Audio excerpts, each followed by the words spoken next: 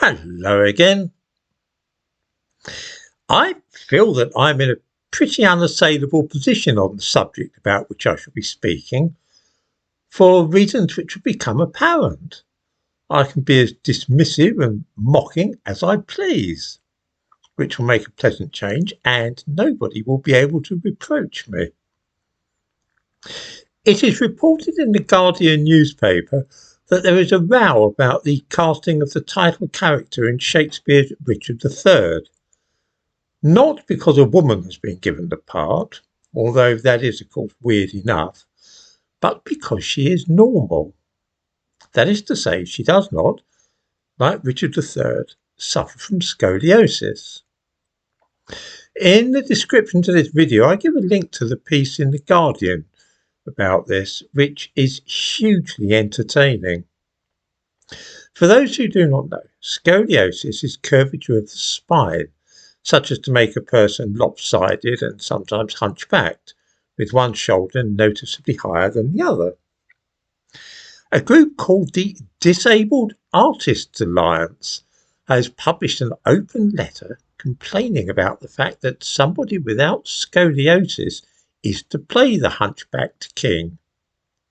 They say that the role of Richard III cannot be successfully performed with a non-physically disabled lead actor, and that the decision contravenes the Globe's ethos of diversity and inclusion across all protected characteristics. They go on, it is offensive and distasteful for Richard to be portrayed by someone outside the community. It reduces disability down to a disguise and physical act, rather than a true grounded understanding of what disability means. Outside the community, there is, it seems, a disabled community now, just as there is an Afro-Caribbean community, a Muslim community. There is a disabled community too.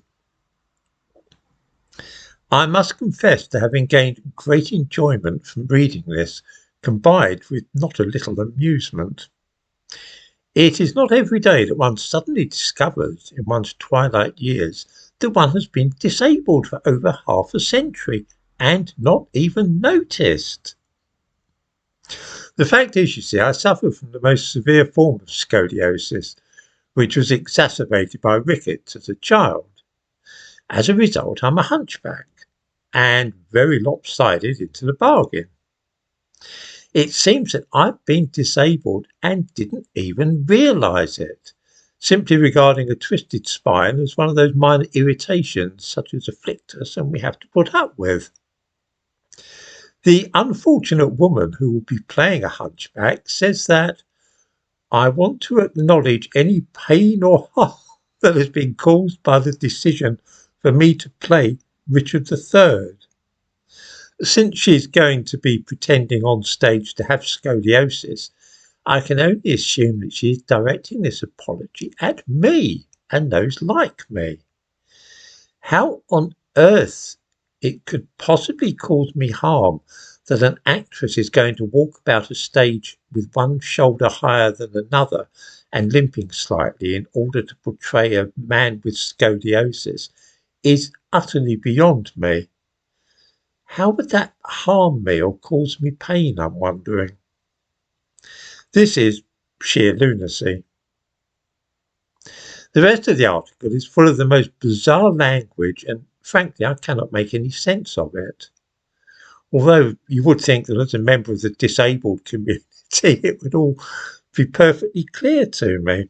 The artistic director at the Globe says that the illiteracy around ableism and disability justice is everywhere.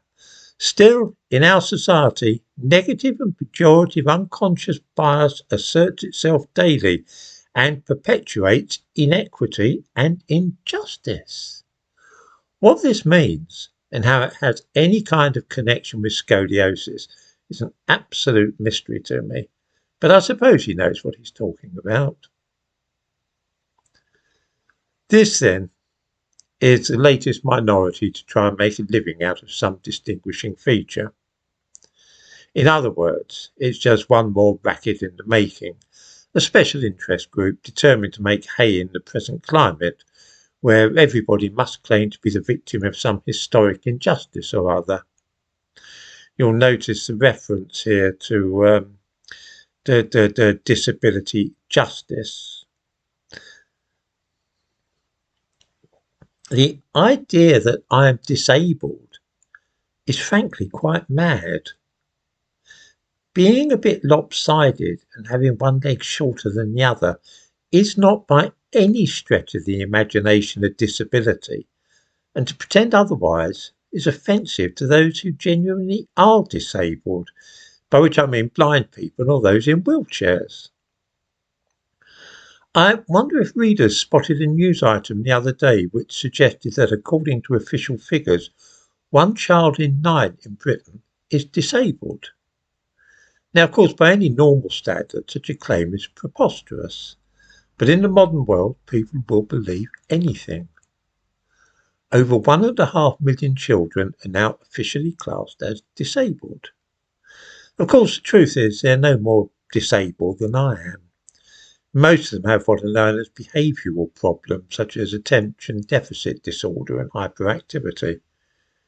This is, of course, a racket operated by both parents and schools. 650,000 children are getting disability allowance, and half of them just have behavioural problems. This is a route to extra benefits.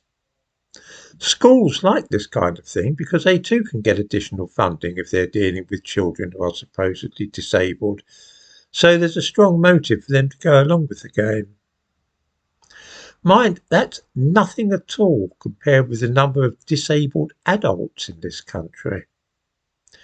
I wonder if viewers would like to hazard a guess as to how many disabled people there are in Britain. Go on, have a guess. I shall tell you. The answer is that 16 million people in this country have a disability. That is a quarter of the population, in case you were wondering.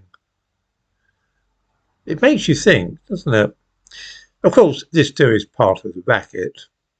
It obviously is not really the case that a quarter of the adults in Britain are disabled. There are advantages too to making the claim for an adult to be disabled. These range from entitlement to extra benefits and also being able to claim benefits and not be expected to look for work. Then again, if you are looking for work, there are organisations which have a positive attitude to employing disabled people so that they can promote the diversity of their workforce. So if you do want a job, being disabled can be almost as handy as being an ethnic minority for pushing yourself to the front of the queue. This is now, as the fuss at the Globe goes to show, the coming thing in television and films, with a disability being a more important asset than being able to act well. I'm almost sorry that I'm too old to take advantage of this. It seems that being a hunchback could be a positive advantage in some fields, and I'm sorry that I've missed out on the opportunities which it seems to provide these days. As usual, in the description to this video, I give a few links to subjects which I've been discussing.